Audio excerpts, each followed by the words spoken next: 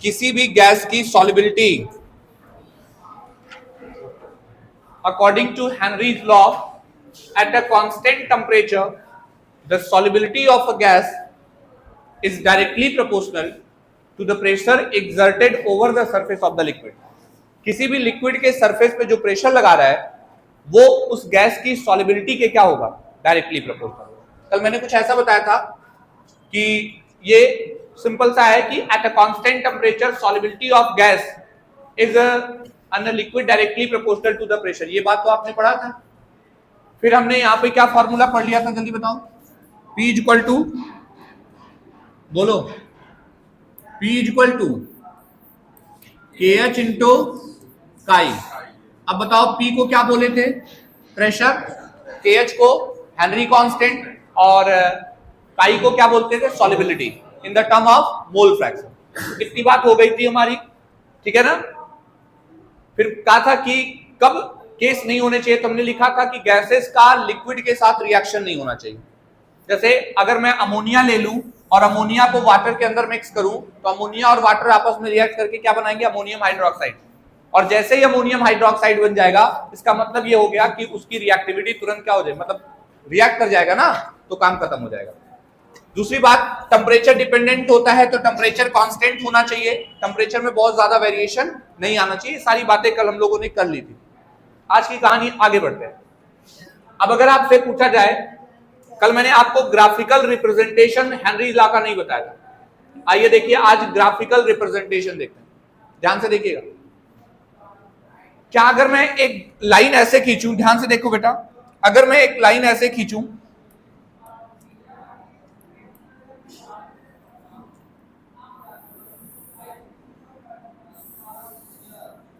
यहां पे दो लाइनें हैं, एक को प्रेशर कंसीडर कर लेते हैं और एक को क्या कर लेते हैं, सॉल्युबिलिटी। तो एक लाइन ऐसी है जो किसको बता रही है, सॉल्युबिलिटी को, और एक लाइन किसको बता रहा है, प्रेशर को। तो हम यहाँ पे काई इसको मान लेते हैं और इसको पी मान लेते हैं। बोलो, बात समझ में आ गई। क्या पढ़े थे, जैसे जैसे मैं प्रेशर को बढ़ाता जाऊंगा काई की वैल्यू वैसे वैसे क्या होती जाएगी, कम नहीं होगी, ज्यादा होगी, डायरेक्टली प्रोपोर्शनल है। इसका मतलब अगर सॉल्युबिलिटी बढ़ेगी, कुछ भी याद कर लिए हैं सब बेहोशी में, देखो ये कुछ इस तरीके से चलेगी। जैसे जैसे आपके कंडीशन पे ध्यान दो, जैसे जैसे हम क्या बोलेंगे, प्रेशर बढ़ेगा, वैसे वैसे कौन बढ़ेगा, काई। देखो प्रेशर बढ़ता जा रहा है, काई बढ़ता जा रहा है, प्रेशर बढ़ता जा रहा है, काई बढ़ता जा रहा है। तो जितना ज्यादा आप प्रेशर बढ़ाते चले जाओगे, गैस की सॉल्युबिलिटी उतनी बढ़ती चली जाएगी। ये इसका ग्राफ है हेनरी लॉ का। तो कल हम लोगों ने ग्राफ नहीं बनाया था, ये ग्राफ कुछ मुश्किल नहीं है, डेफिनेशन से ही बना है। अच्छा, अगर सोचो मैं कहूं कि मैं टेम्परेचर बढ़ा दूं, तो टेम्परेचर बढ़ाने पर क्या होगा, एक लाइन सॉल्युबिलिटी चेंज हो जाएगी। तो बताओ टेम्परेचर बढ़ने से सॉल्युबिलिटी बढ़ेगी घटेगी, घट जाएगी। और प्रेशर, इसका मतलब ये इस स्लोप में वापस से चेंजेस आ जाएंगे। तो अलग अलग टेम्परेचर पे ये स्लोप क्या बनेगा, अलग अलग बन जाएगा, चेंज हो जाएगा। तो दूसरा पॉइंट ये हो गया। अब इसमें बाकी चीजें आपको पता है। तीसरा पॉइंट देखिए, अगर आपसे पूछा जाए कि कौन कौन से ऐसे एक्सपेक्टेशन है जहां पर हेनरी लॉ एप्लीकेबल नहीं होता है, कल मैंने कुछ बताया था, बताओ। नंबर एक, गैसेस डू नॉट ओबे, कब नहीं करते, जब गैसेस केमिकली क्या कर जाते हैं, रिएक्ट कर जाते हैं। अगर गैस किसके साथ रिएक्ट कर जाए, बोलो, अगर गैस सॉल्वेंट के साथ रिएक्ट कर जाएगी तो वो हेनरी लॉ को फॉलो नहीं करेगी। दूसरा पॉइंट क्या हुआ, अगर गैस अंदर जा करके पानी के अंदर गई और टूट गई, आयोनाइज हो जाए, दो पार्ट में टूट जाए या दो अलग अलग मिलके जुड़ जाए, तो भी वहां पे हेनरी लॉ एप्लीकेबल नहीं होगा। गैस का एसोसिएशन या डिसोसिएशन नहीं होना चाहिए किसके साथ, सॉल्वेंट के साथ। गैस का किसी भी कंडीशन में सॉल्वेंट से रिएक्शन नहीं होना चाहिए, पहला केस। दूसरी का बात क्या हो गई थी, मैंने बताया जैसे अमोनिया का वाटर से मिलके क्या बन जाएगा, अमोनियम हाइड्रोक्साइड, HCl वाटर के साथ मिलके H+ और Cl- में टूट जाएगा। तो अगर टूट गया तो वहां भी उसकी हेनरी लॉ एप्लीकेबल नहीं होगी। ये इनके सिमिलर से केसेस हो गए, तो लगभग कर जाएंगे। फिर एक लास्ट पॉइंट है, आज की क्लास हम यही पढ़ने वाले हैं, एप्लीकेशन। अब मैं आपको 4 एप्लीकेशन बता रहा हूं, एज पर एनसीईआरटी बुक बता रहा हूं। पहले एक बार समझ लेंगे पूरी कहानी, फिर मैं अभी नोट्स लिखा दूंगा। नोट्स की चिंता मत लिया, मैं एक सिस्टम छोटा सा ही लिखाना है, काम बन जाएगा। ये 4 ही scuba diver, carbonated beverages, high altitude, industrial importance, बस 4 एप्लीकेशन आपके हेनरी लॉ के हैं। बट पहले हम क्या करते हैं, एक बार एनसीईआरटी बुक के अकॉर्डिंग भी देख लेते हैं उसने 4 एप्लीकेशन कौन कौन से बोले हैं। आज ये खत्म हो जाए। हेनरी लॉ देखो, अगर मैं इनके अकॉर्डिंग चलूं, इन्होंने हेनरी लॉ पे क्या कहा था, ये देखो, मुझे लगता है यहां पे ये देख रहे हो, गैस है, लिक्विड है, इन्होंने प्रेशर बढ़ाया, गैस की सॉल्युबिलिटी बढ़ गई, फार्मूला निकाला P = KH × काई निकाला। ये देखो ग्राफ दिखाई दे रहा है, जैसे जैसे टेम्परेचर ऊपर जा रहा है, ये देखो प्रेशर बढ़ता जा रहा है, मोल फ्रैक्शन बढ़ता जा रहा है। ग्राफ एनसीईआरटी का सबको समझ में आ रहा है? ठीक है, जहां नहीं आएगा मुझे बताइएगा, सारी बातें मैं बता चुका हूं। मैंने क्या सिखाया था बताओ? ये मेरे पास हीलियम गैस है, अब बताओ हीलियम का 293 केल्विन टेम्परेचर पे KH की वैल्यू कितनी है? 144.97। उसी गैस अगर मैं H2 ले लूं, टेम्परेचर सेम रखूंगा, देखो चेंज हो गया। अगर मैं N2 ले लूं, टेम्परेचर सेम रखा हूं, देखो चेंज हो गया। मतलब गैस एक ही है, लेकिन अगर मैं उसकी क्या बदल दूं, टेम्परेचर, तो उसका क्या बदल जाता है? KH। कल की कहानी याद है, क्या समझाया था मैंने? टेम्परेचर को बढ़ाने से सॉल्युबिलिटी घटती है, KH बढ़ता है। यानी अगर मैं बोलूं यहां पर KH घट रहा है, KH घट रहा है ना, इसका मतलब इनकी सॉल्युबिलिटी क्या हो रही होगी? बढ़ रही होगी। कौन ज्यादा सॉल्युबल हुआ? O2। कौन ज्यादा हुआ? O2 से ज्यादा। O2 से कम सॉल्युबल कौन है? N2। N2 से कम सॉल्युबल H2। H2 से कम सॉल्युबल हीलियम। आज अभी मैं स्कूबा डाइवर में इसीलिए हीलियम को ऐड करने का कॉन्सेप्ट बताऊंगा, हीलियम क्यों जोड़ा जाता है ये भी मैं आपको ऑलरेडी बता चुका हूं। न्यूमेरिकल वाले पोर्शन पे भी आ रहे हैं, अभी हम लोग न्यूमेरिकल लगाते हैं। अब यहां पर देखिए हेनरी लॉ के एप्लीकेशन दिए गए। अब बताओ हेनरी लॉ का एप्लीकेशन जो दिया गया है, पहला क्या लिखा है? To increase the solubility of CO2 in soft drink and soda water, the bottle is sealed under high pressure. Cold drink वगैरह जो सेव किया जाता है वो बहुत ज्यादा प्रेशर पे सेव करते हैं। क्यों? प्रेशर ज्यादा होने से गैस उसके अंदर घुल जाती है। दूसरा एप्लीकेशन बताओ, स्कूबा डाइवर वाला कॉन्सेप्ट समझ में आ रहा है? ये भी मैं आपको समझाता हूं। और उसमें एक चीज अभी हमको नोट करना है, 11.7% कौन होता है? हीलियम अपनी बुक में हाईलाइट कर लेना, और ये आपको याद होना चाहिए, परसेंटेज कभी भी पूछ सकता है। 11.7% हीलियम, 56.2% नाइट्रोजन एंड 32.1% ऑक्सीजन होता है। मतलब मोटा मोटा याद रखो, 32% कौन है? ऑक्सीजन, 56% कौन है? नाइट्रोजन, और 11.7 यानी लगभग 12% के आसपास कौन है? हीलियम। 12% हीलियम, 56% नाइट्रोजन और 32% ऑक्सीजन। हाई एल्टीट्यूड वाला जो मैं समझा रहा था, पहाड़ों पे चढ़ते हैं तो हमें थकान ज्यादा महसूस होती है, नीचे होते तो थकान महसूस नहीं होती है। तो ये इतने एप्लीकेशन यहां पर दिए गए, और इन्हीं को मैं आपको 1 by 1 बता देता हूं। आफ्टर दैट फिर हम लोग क्या करेंगे, इतना पढ़ ले तब न्यूमेरिकल लगाते हैं, ठीक है ना? डन ना? चलिए अब 1 by 1 एक एक एप्लीकेशन पे हम बात करते हैं, ध्यान से देखिए। सबसे पहले हम कार्बोनेटेड बेवरेजेस की बात कर लेते हैं।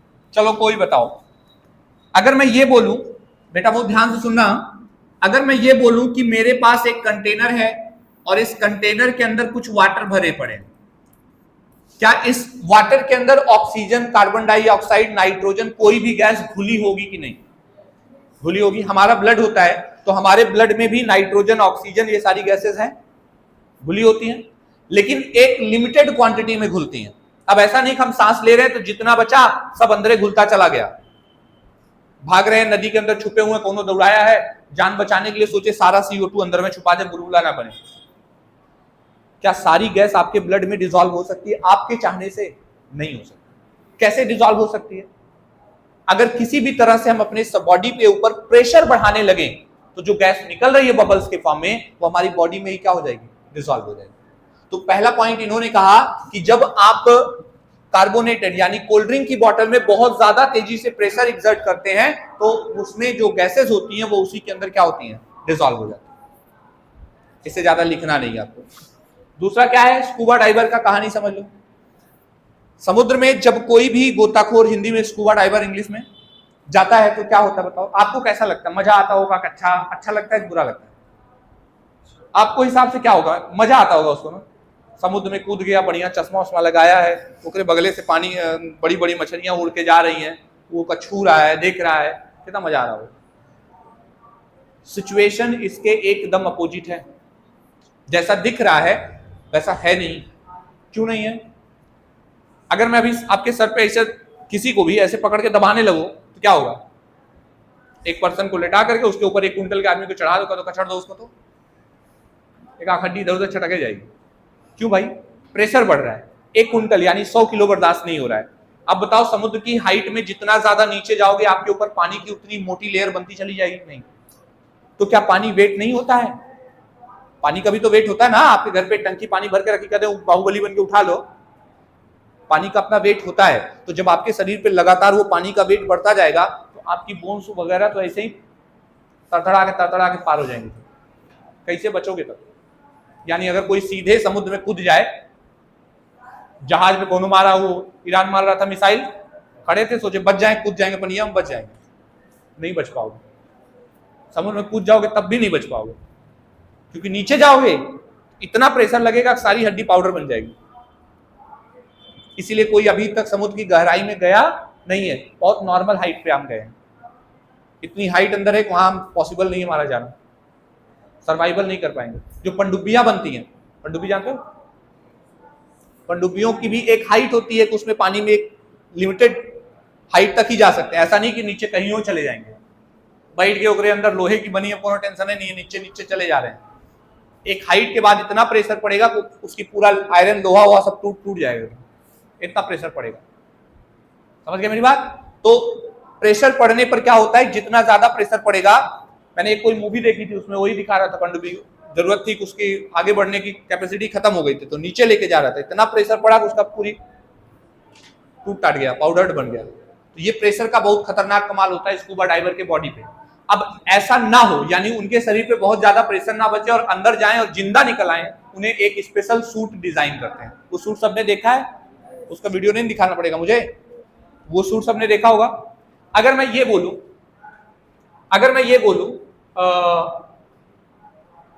एक मिनट बेटा, स्कूबा डाइवर, ओहो,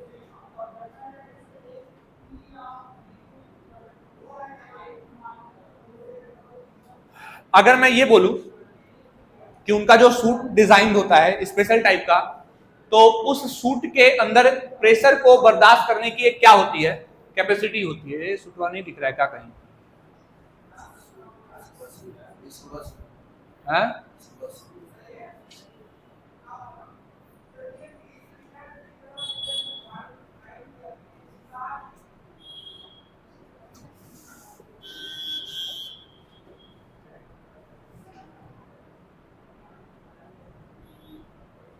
हाँ सुनो, अगर मैं ये बोलूं,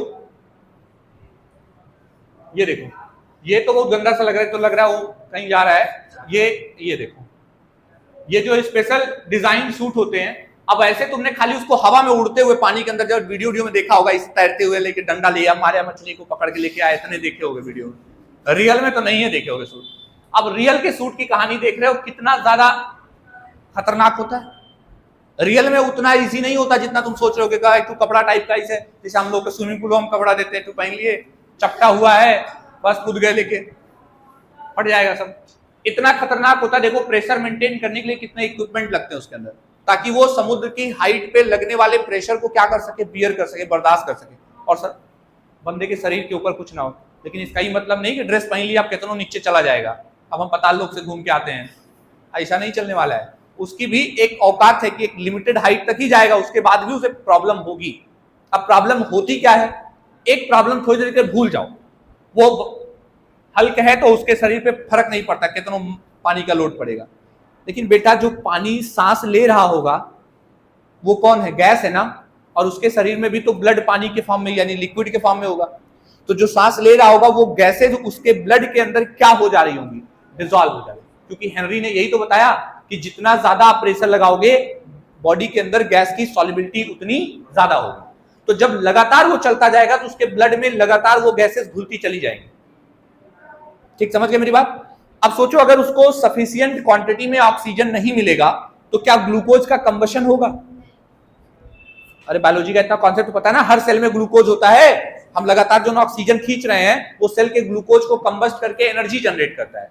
अब जब ऑक्सीजन नहीं जाएगा तो सेल्स में ग्लूकोज का कंबशन नहीं होगा, वो नहीं कंबस्ट होंगे तो माइटोकॉन्ड्रिया जो पावर हाउस ऑफ सेल है कोनो काम का नहीं रह जाएगा, एनर्जी जनरेट नहीं होगी। अब अगर एनर्जी जनरेट नहीं होगी तो क्या उसको कमजोरी नहीं महसूस होगी? अब जब उसे लगेगा मैं मरिए जाऊंगा, एकदम एक ताकत नहीं बची है, तो खुद के ऊपर भागने आएगा, और जब वो काफी स्पीड से ऊपर की तरफ आएगा तो उसके ब्लड से जैसे अचानक कोल्ड ड्रिंक की बोतल खोलते हो थरथरा के पूरा गैस बाहर आने लगती है, साथ में कोल्ड ड्रिंक भी लेके बाहर आती है, ऐसे ही उसके बॉडी से गैसेस बाहर, जो ब्लड में डिजोल्व गैसें हैं वो निकल के कहां आएंगी? बाहर। और वही नहीं आएंगी, साथ में ब्लड को भी लेके आएंगे और उसके ऑर्गन ब्लीडिंग स्टार्ट हो जाएगी, माउथ वगैरह से ब्लीडिंग शुरू हो जाएगी, और ऐसे कंडीशन में या तो उसकी डेथ हो जाएगी या उसके ब्लड में ऑक्सीजन कैरी कैपेसिटी क्या हो जाएगी? कम हो जाएगी, जिसे एनाक्सिया कहते हैं, और इस चीज ब्लेंड डिजीज कहते हैं। और इस डिजीज से बचने के लिए वो सब क्या करते हैं बताओ, बोलो? इस डिजीज से बचने के लिए वो क्या करते हैं? देखो, इसी डिजीज से बचने के लिए वो सब एक काम करते हैं, और वो कौन सा काम करते हैं? ये ड्रेस पहन के जाते हैं, और साथ में क्या लेते हैं बोलो? अभी अभी मैंने आपको बताया था, हीलियम, नाइट्रोजन और ऑक्सीजन का क्या लेके जाते हैं? मिक्सचर। गैस सिलेंडर के अंदर हीलियम, नाइट्रोजन और ऑक्सीजन भरा जाता है। क्या तुम सांस ले रहे होगे तो हीलियम ले रहे हो सांस में? नहीं, हम सांस ले रहे हैं तो केवल नाइट्रोजन और ऑक्सीजन ले रहे हैं, तो वो बंदा हीलियम क्यों लेके जा रहा है? अभी अभी तुमने बोर्ड पे पढ़ा था कि KH, हीलियम का KH ज्यादा होता है कंपेयर टू नाइट्रोजन और, अच्छा KH अगर ज्यादा होता है सॉल्युबिलिटी कम होगी, लेकिन O2 और N2 की सॉल्युबिलिटी क्या होती है? ज्यादा। तो जब वो हाइट में नीचे जाएगा तो उसके ब्लड में O2 N2 घुल जाएगी, लेकिन कौन नहीं घुलेगा? हीलियम। यानी हीलियम ब्लड में डिसॉल्व नहीं होता। अब ब्लड में डिसॉल्व नहीं होगा तो ब्लड में हमेशा एक स्पेस बना रहेगा ऑक्सीजन के आने जाने का। अरे कुछ पोर्शन हीलियम निकलेगा ना बाहर, तो उसकी जगह पर नई गैस आएगी, तो इस तरह से उसे थोड़ी ही सही लगातार उसे क्या मिलती रहेगी? ऑक्सीजन, और वो सरवाइव कर पाएगा। तो आज से ये गलतफहमी छोड़ देना कि एक बड़ा सा सिलेंडर लेके हम कूद जाए समुद्र में, एक आध सालों में आराम से बिता सकते हैं। नहीं बिता सकते हैं। एक नॉर्मल टाइम के बाद आपके ब्लड में इतना ज्यादा O2, CO2, N2 गैस भर जाएगी, आपका सर्वाइवल मुश्किल हो जाएगा। यानी आप कितना भी बड़ा सिलेंडर लेके जाइए, समुद्र के अंदर कुछ ही टाइम तक आप सर्वाइव रह सकते हैं, उसके बाद आपको बाहर आना ही आना है, नहीं तो आपको पार होने से कोई बचा नहीं सकता। ये बेसिक सा स्कूबा डाइवर का कॉन्सेप्ट है। मुझे लगता है क्लियर हो ही गया होगा। एक कॉन्सेप्ट क्या लग रहा है? High altitude. मैंने क्या सीखा? अगर आप जितनी ज्यादा पहाड़ी इलाके पे जाओगे, ऊंचाई पे, प्रेशर उतना क्या होता जाएगा? कम।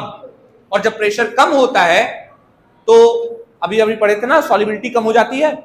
तो जब तुम ऊंचाई पे जाओगे तो तुम्हारा प्रेशर घटेगा, तो हमारे ऑर्गन्स में यानी हमारे ब्लड में ऑक्सीजन का लेवल भी क्या करने रहेगा? गिरने लगेगा। हम सांस लेंगे, जितना ऑक्सीजन हमारे ब्लड में जाना चाहिए था उतना नहीं जाएगा, और जब नहीं जाएगा तो क्या होगा बताओ? अगर ब्लड में ऑक्सीजन नहीं जाएगा तो क्या होगा? तो बिल्कुल सही बात है कि हमें वीकनेस फील होनी शुरू हो जाएगी। तो ये सबसे डेंजरस और इंपॉर्टेंट पॉइंट है। मुझे लगता है इतनी बात सबको समझ में आ गई होगी। एप्लीकेशन हम डिटेल में नहीं लिखेंगे, एप्लीकेशन आएगा तो एग्जाम में आप बना के लिख लेंगे। सबको पता है ना क्या करना है, तो हम शॉर्ट में इतना बता दें। जी बताएं। शार्क काहे काटेगी जी? नहीं, अब पता नहीं, मैंने कभी अनुभव किया नहीं है। शार्क आएगी तो क्या करेगी? है? देख भाई, शार्क तुमको अटैक नहीं करेगी ना। कौन? तो उसको तो तुम कुछ पहन के जाओगी, सोजा घोट जाएगा, तुमको पता नहीं चलेगा कहाँ गई। उसके अंदर ऐसा खतरनाक एसिड है, सब गायब हो जाएगा, डिजॉल्व हो जाएगा। तो उसकी बात ही नहीं करना है। मुझे लगता है समझ में आ गया। कुछ और बताने की जरूरत है? स्कूबा डाइवर को तैरते हुए नहीं ना देखना है? देखे हो सब लोग तैरते हुए स्कूबा डाइवर? चलिए, तो फटाक से यही एप्लीकेशन है। पहले एक काम करो, एक ग्राफ बना लो, ये वाला ग्राफ बना लो बेटा, ऐसे छोटा सा। समझ में आ रहा ना? प्रेशर, सॉल्युबिलिटी और ये ग्राफ। चलो आज हेनरी लॉ खत्म करते हैं।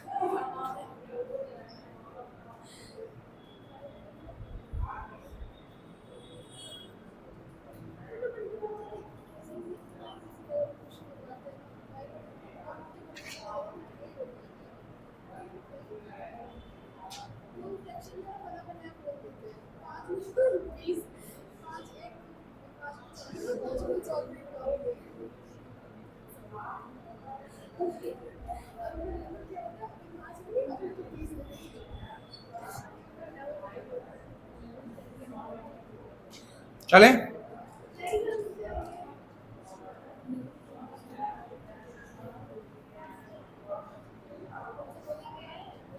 डायग्राम ही तो बनाया था जी, कितना पूरा लिख रहे हो? ये बनाओ।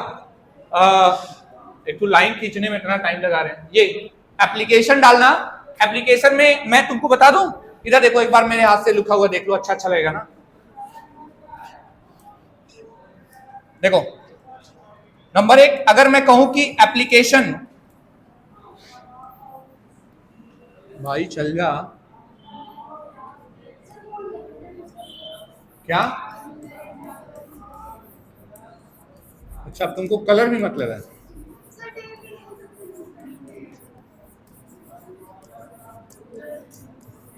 इधर देखो बेटा, पहला एप्लीकेशन क्या है? Application number 1, in soft drink, in packing of carbonated beverages.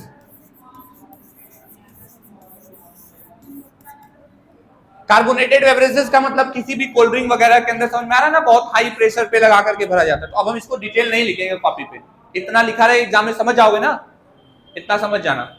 दूसरा, पहला हो गया कि कार्बोनेटेड बेवरेजेस के अंदर यूज करते। दूसरा, एट हाई एल्टीट्यूड,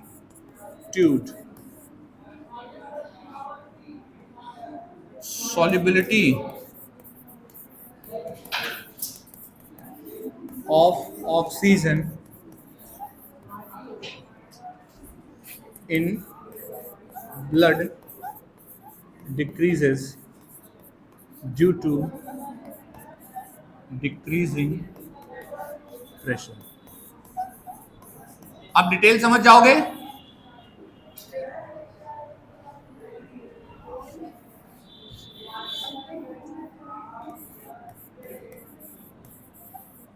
अब इससे समझ जाओगे कि अगर मैं हाई एल्टीट्यूड पे जाऊंगा तो मेरे ब्लड के अंदर ऑक्सीजन की सॉल्युबिलिटी कम हो जाती है। क्यों कम हो जाती है? क्योंकि वहां पर प्रेशर कम हो जाता है। ठीक है ना। थर्ड क्या?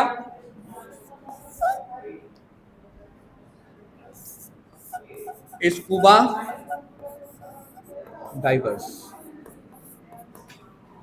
ठीक है ना। कहां पे बात होती है?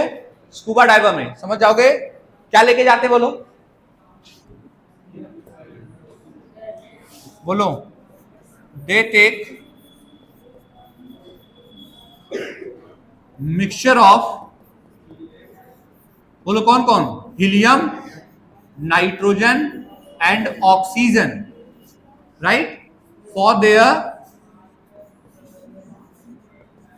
There respiration.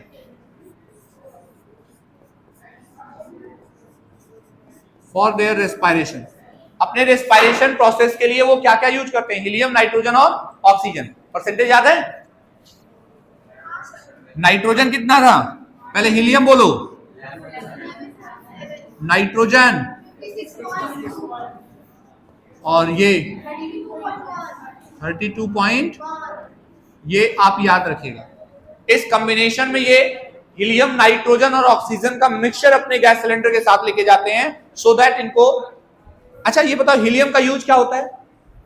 हीलियम उनके ब्लड में डिसॉल्व नहीं होती है, जिससे वो काफी ज्यादा टाइम तक वाटर के अंदर रह सकते हैं और सांस ले सकते हैं। नहीं समझे क्या? खाली हीलियम और केवल नाइट्रोजन ऑक्सीजन लेके जाएंगे तो जल्दी से ब्लड में सब घुल जाएंगे और उनको तुरंत भाग के आना पड़ेगा। अब अगर हीलियम मिक्स कर लेंगे तो हीलियम क्या करेगा? अच्छा, कोई सोचा होगा सर अगर मान लेते हैं नाइट्रोजनो भगा दे और नाइट्रोजनो वाले की जगह हीलियम में मैच कर ले पूरा, मतलब सांस लेने में नाइट्रोजन का कोई रोल नहीं ना, अंदर होता है, अंदर तो केवल ऑक्सीजन जाता है ना, तो ऑक्सीजन के साथ हीलियम ले ले, नाइट्रोजन निकाल दे, तब क्या होगा?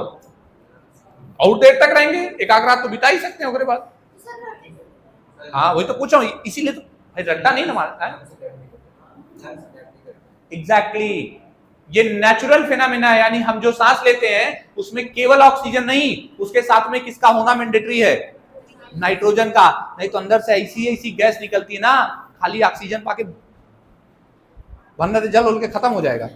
इन्वायरमेंट में सोचो खाली ऑक्सीजन क्यों नहीं है, नाइट्रोजन का काम क्या है?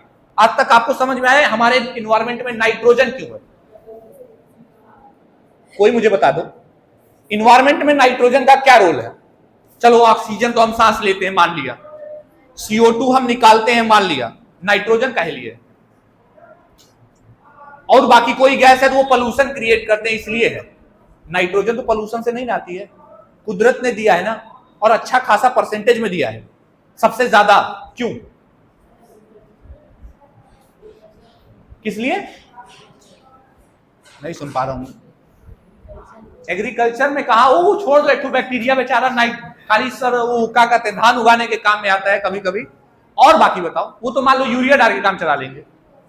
और देख भाई, ऑक्सीजन किसी भी गैस के कंबशन में बहुत ज्यादा सपोर्ट करती है, तो अगर हमारे इन्वायरमेंट से नाइट्रोजन गैस निकाल के केवल ऑक्सीजन लगे तो कहीं छोटा सा भी अगर स्पार्क भी हुआ, इतनी भीषण भयंकर आग लगेगी, उसे रोका नहीं जा सकता, क्योंकि आग को रोकने के लिए ऑक्सीजन की सप्लाई कट करनी होती है, और जब हर जगह ऑक्सीजन रहेगा तो एक छोटा सा स्पार्क भी बहुत भयंकर आग लगा सकता है। इसलिए इन्वायरमेंट में नाइट्रोजन का रेशियो ऑक्सीजन से ज्यादा होता है, जो उसे आग न लगने दे, यानी बचा के रखे। अच्छा समझे? यानी नाइट्रोजन एक इनर्ट बिहेवियर प्रोवाइड करता है, जिससे इन सब का खतरा कम हो जाता है। तो यहां पर हमारे नॉर्मल रेस्पिरेशन प्रोसेस में भी हमें नाइट्रोजन और ऑक्सीजन का मिक्सचर चाहिए ही चाहिए। अब हम उसमें नाइट्रोजन का परसेंटेज कम कर सकते हैं, लेकिन खत्म नहीं कर सकते। कम कर सकते हैं, खत्म नहीं कर सकते। तो नाइट्रोजन का परसेंटेज कम करके क्या बढ़ा लिया? हीलियम, जो थोड़ा सा हमें ज्यादा टाइम तक उसके अंदर रहने की परमिशन देता है। क्या कुछ दिक्कत समझ में आ गया? तो ये हो गया आपका एप्लीकेशन। तो मुझे लगता है अगर इतना आप समझ गए तो आपको हेनरी लॉ आ गया। अब मैं हेनरी लॉ के न्यूमेरिकल लगवाने चल रहा हूं। हाँ, कोई दिक्कत? कर लोगे ना? ये मैं कभी नहीं लिखाता होगा, क्योंकि ये तो रट्टा मार टाइप का पद लिखाऊंगा, हिस्ट्री जैसे चरपन्ना हो जाएगा। एग्जाम में अगर आएगा ही नहीं, मतलब ऐसे कुछ सिंपल अगर अभी तक पूछा है इससे, तो क्या पूछा है बताओ? बस। नहीं तो गैस का पूछ लेता है कि कौन कौन सी गैसों का मिक्सचर होता है, तो अगर तुमको याद नहीं होगा तो हीलियम गलती से भी नाम में नहीं लोगे। तुम सोचो कि हीलियम तो इनर्ट गैस है, वो का सांस लेने में कौन काम, ठीक ना? तो इसलिए ध्यान देना है कि हीलियम का मिक्सचर होता है, रेस्ट बाकी चीजें आपको आ रही। चलें आगे बढ़ जाए, खत्म करें इसको। अब हम सॉल्व करने वाले हैं numericals based on Henry law. तो पहले हम न्यूमेरिकल लगाते हैं, फिर आगे बढ़ते हैं। चलो, अब न्यूमेरिकल हम कहां से शुरू करेंगे? अपनी प्यारी प्यारी एनसीईआरटी बुक से स्टार्ट करेंगे। तो जो भी क्वेश्चन आपके सामने आएगा उसको तोड़ फोड़ डालो, हमें ये नहीं छांटना छूटना नहीं है, जो भी आएगा हम साफ लगाएंगे। उसके बाद साइड बुक से भी लगाएंगे। ये देखिए, ये हेनरी लॉ का ये रहा पहला न्यूमेरिकल। आ जाए लेके, आ जाओ भाई। अपना न्यूमेरिकल हेनरी लॉ आ गया। क्या कह रहा है? क्या सबको दिखाई दे रहा है भाई? न्यूमेरिकल सबको दिखाई दे रहा है? अरे इतना काहे गुस्सा हो गए भाई? ठीक है, एग्जाम्पल नंबर कौन सा है? 1.4 कह रहा है if N2 gas is bubbled through water, पानी के थ्रू N2 गैस को बबल्ड करते हैं एट 293 केल्विन। क्या बताओ, पूरे हेनरी लॉ के न्यूमेरिकल में टेम्परेचर का कोई लेना देना है? बस ध्यान देना, टेम्परेचर कांस्टेंट होना यानी ये पूरे न्यूमेरिकल में 293 से बदल के कोई टेम्परेचर अगर नहीं आएगा, हमें उसका कैलकुलेशन करने में कोई यूज नहीं है। चलिए, हाउ मेनी मिलीमोल, मोल नहीं पूछा है, मिलीमोल, लेकिन मिलीमोल निकालने के लिए पहले क्या निकालना पड़ेगा? मोल। तो हम समझ रहे हैं, अभी हमारे दिमाग में चल रहा है हाउ मेनी मोल। जो टर्म डिफिकल्ट लगे पहले उसे साइड करिए। हाउ मेनी मोल, अब बताओ, of N2 gas would be dissolve. अच्छा, मोल ऑफ N2 पूछ रहा है ना, चलो ठीक है। Gas dissolve in 1 litre of water, पानी का वॉल्यूम कितना है? और आप कोई मुझे बताएगा 1 लीटर वाटर में नंबर ऑफ मोल्स कितने होते हैं? Number of moles in 1 litre of water नहीं याद है? बाबू याद रखना 55.5। अब कहोगे सर याद करने का ट्रिक है या कुछ और भी है? बेटा बहुत कुछ है। कैसे आता है याद रखो। 1 लीटर का मतलब 1000 ml या 1000 ग्राम, बात तो एक ही है ना। अरे 1 लीटर में 1000 ग्राम होता है ना वाटर में, क्योंकि वाटर की डेंसिटी कितनी होती है? 1। कुछ चीजें तुम लोगों को बतानी पड़ेगी। मास अपॉन वॉल्यूम बराबर क्या होता है? डेंसिटी। अब वाटर की डेंसिटी कितनी होती है? 1। तो अगर मैं वॉल्यूम बराबर बोलूंगा तो बोलो वॉल्यूम बराबर क्या हो जाएगा? या वॉल्यूम को उधर करो, मास अपॉन डेंसिटी बराबर क्या? वॉल्यूम। अब अगर डेंसिटी 1 होगी तो 1 से मास को डिवाइड करोगे तो मास वॉल्यूम सेम ही तो आएगा। बताओ, वाटर का मास 1000 और कितना इसका मोलर मास होता है? 18। अगर 1000 को 18 से डिवाइड करोगे तो यही आएगा 55.55। ये चीजें दिमाग में हमेशा बैठा के रखना कि 1 लीटर वाटर में नंबर ऑफ मोलों की संख्या 55.55 होती है। अगर 500 ml होगा तो आधा कर देना, 27 पॉइंट, अरे महाराज 25। बोलो, चलो वाटर के मोल कितने आ गए बताओ? कैसे आए हैं पता है ना? और बताओ और क्या पूछा है? assume that N2 exert a partial pressure of, चलो बेटा प्रेशर कितना लग रहा है? 0.987 बार। क्या पूछा है? given that Henry law constant for N2 is KH बराबर 76.48 किलो बार। अब क्या पूछा है? नंबर ऑफ मिली मोल। मैं क्या कर रहा हूं, पहले क्या निकाल लो? मोल। इधर आओ, अभी आप उसको देखिएगा, पहले मेरे साथ इधर देखिए। तुम्हारी भी तो जरूरत पड़ेगी ना। हाँ, हेनरी लॉ का क्वेश्चन है, इनको कॉपी कर लेते हैं अगले पेज पे।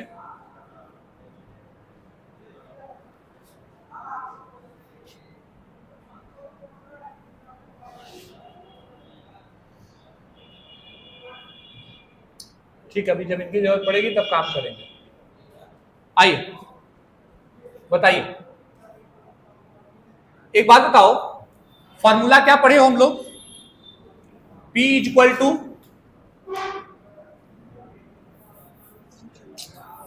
समस्या है यार, बोलो P equal to, P equal to, अब मैं KH नहीं लिखूंगा, KH तो लिखूंगा, काई के जगह मैं लिख रहा हूं N upon N plus capital N। ऐसा पढ़े हो सब लोग? मोल फ्रैक्शन निकालने के लिए जिस कंपोनेंट का मोल फ्रैक्शन निकालना हो उसके mole upon total number of mole, जिसका मोल फ्रैक्शन निकालना हो उसके मोल बटे टोटल मोल। अब बताओ प्रेशर कितना दिया था न्यूमेरिकल में? 0.987 बार। चलो मैं लिख देता हूं 0.987 बार। लगाना आपको है, नहीं तो तुम लोग KH बताओगे? KH तो पूछ रहा है, नहीं KH दिया है, कितना दिया भाई? 76.48। तो 76.48 लिख दूं या कुछ बदलूं? बोलो जल्दी। 76.48 ये किलो बार है ना, और आपको किलो बार नहीं चाहिए, आपको क्या चाहिए? बार। अब किलो बार को बार में चेंज करने के लिए 1000 से मल्टीप्लाई करते हैं। क्या करते हैं? तो इसका मतलब 1000 से मल्टीप्लाई का मतलब 10 टू द पावर 3 हो जाएगा। अब बताओ, क्या आपको सोल्यूट के नंबर ऑफ मोल पता है?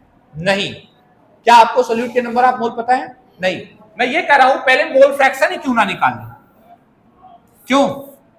मोल फ्रैक्शन ऑफ क्या निकालना है? N2। चलो बताओ, अगर मैं कहूं मोल फ्रैक्शन ऑफ N2 बराबर तो 0.987 अपॉन बोलो 76.48 इंटू 10 टू द पावर 3। अच्छा, ये 10 टू द पावर 3 जब ऊपर जाएगा तो 10 टू द पावर -3 हो जाएगा। बोलो जल्दी। तो मुझे किसको डिवाइड करना है बताओ? मुझे डिवाइड करना है 0.987 को किससे डिवाइड करना है? 76.48 से। मेरा जवाब आएगा कितना आ जाएगा? 0.0129 इंटू 10 टू द पावर -3।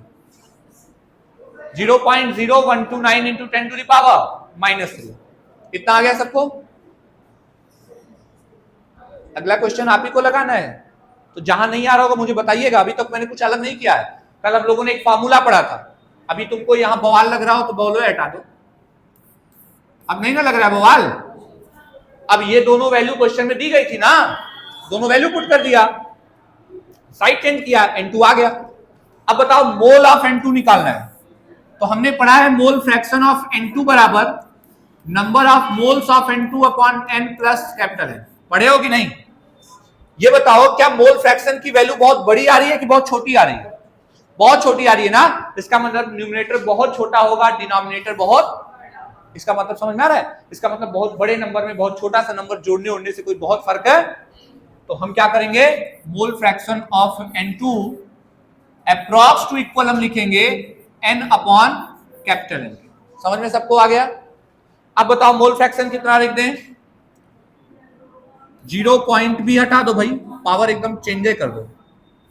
क्या लिखूं बोलो?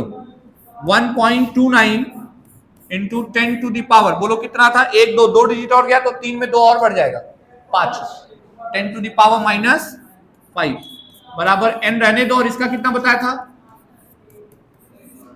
55.5 मल्टीप्लाई कर दो। n बराबर 1.29 into 10 to the power -5 into 55.5। अब अगर मैं 1.29 को 55.5 से मल्टीप्लाई कर दूं, 1.29 को 55.5 से मल्टीप्लाई कर दूं, 1.29 इंटू 55.5 तो कितना आ जा रहा है भाई? 71.6 ले ले, 71.6। तो मैं ले लेता हूं इसको 71.6 इंटू 10 टू दी पावर -5। कितना आया समझ में कि नहीं आया? अब ये तो मोल आए ना, क्वेश्चन में क्या बोला था? मिलीमोल। मिलीमोल का मतलब 1000 से मल्टीप्लाई, 1000 से। तो मिलीमोल में क्या हो जाएगा? अगर मैं 1000 से मल्टीप्लाई कर दूंगा तो 3 पावर खत्म हो जाएगी। समझ रहे हो? और अरे बोलो, यानी मैं क्या कर दूं? 71.6 into 10 to the power -5 into 10 to the power 3, ये क्या हो जाएगा? मिली मोल। और ये क्या था बोलो? मोल। अब बताओ मिली मोल करेंगे तो क्या आ जाएगा? n बराबर 3 खत्म, बचेगा 2, 2 उधर ले जाओ तो 0.716 मिली मोल। आपको पकड़ में आया कि नहीं आया? आपको पकड़ में आया कि नहीं? ये देखो कितना आया है, 0.716 मिली मोल। इसने क्या लगाया, कैसे लगाया, वी डोंट केयर, हम आराम से लगा सकते हैं। आप लगा सकते हैं कि नहीं लगा सकते? लगा सकते हो कि नहीं? तो मैं अगर बोल दूं अपने मन से लगाओ तो लगा दोगे? बहुत तरी हाँ किए हो, हट बोलो। देखो सबसे पहले न्यूमेरिकल लगाने से पहले आप क्या करिएगा, ये लिखिए जो मैं बता रहा हूं, ये लिखो गिवन। पहले ये लिखना, रुक जाओ बेटा, एक मिनट रुक जाओ, मुझे ऐसे पढ़ाना ना तो आगे चल के भी तुम लिख ले जाओ। चलो क्वेश्चन में क्या दिया था? पीप दिया था, बोलो। प्रेशर ऑफ N2 कितना था? 0.98 क्या था बार? KH कितना दिया था? 76.48 किलो बार ना। अब यही इसको चेंज कर दो, 76.48 इंटू 10 टू दी पावर 3 क्या बार। गलती नहीं होनी चाहिए। अभी ऐसे जब समझोगे तुमको समझ में आएगा सब। अब मैं बोलूंगा number of moles of water, समझ में आ रहा है? कैसे निकालते हो? मास अपॉन मोलर मास, कितना? 1000 अपॉन 18 बराबर, ये समझ में आ जाएगा? क्यों ऐसा हुआ बोलो, अगर कोई पूछ ले बाद में ऐसा तुमने क्यों लिख दिया, तो बोलोगे, क्या बोलोगे? Density of water, density of water is 1। सो मास जो होगा वो बराबर किसके होगा बोलो? वॉल्यूम के। जब कभी किसी का भी डेंसिटी बराबर कितने की होगी? 1 के, उसका मास ही उसका क्या बन जाएगा? वॉल्यूम। तो बताओ कितने लीटर था? 1 लीटर। तो 1 लीटर का वॉल्यूम 1000 ml होता है। 1000 ml बराबर 1000 ग्राम के। क्या पूछा था बोलो? Number of mole of N2 पहले हम क्वेश्चन मार्क कर लेते हैं, समझ गए? इतना पहले आप ऐसे लिखेंगे, उसके बाद तब ये वाला प्रोसेस सॉल्व करेंगे। अब समझ में आ गया? तो बाद में कभी भी लगाएंगे तो क्वेश्चन लगा ले जाएंगे। इसको लगाइए पहले, क्वेश्चन नंबर खाली डालिएगा, क्वेश्चन मत लिखिएगा।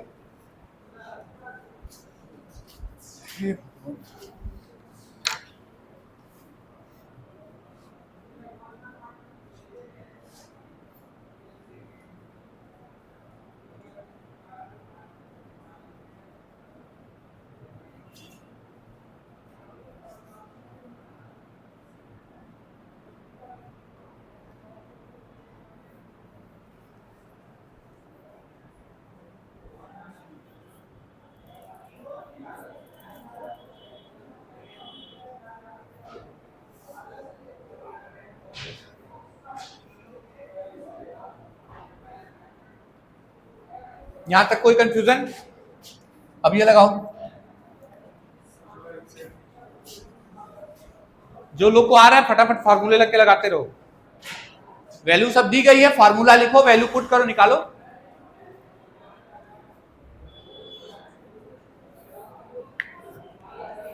आज हम लोगों ने हेनरी लॉ खत्म कर लिया है।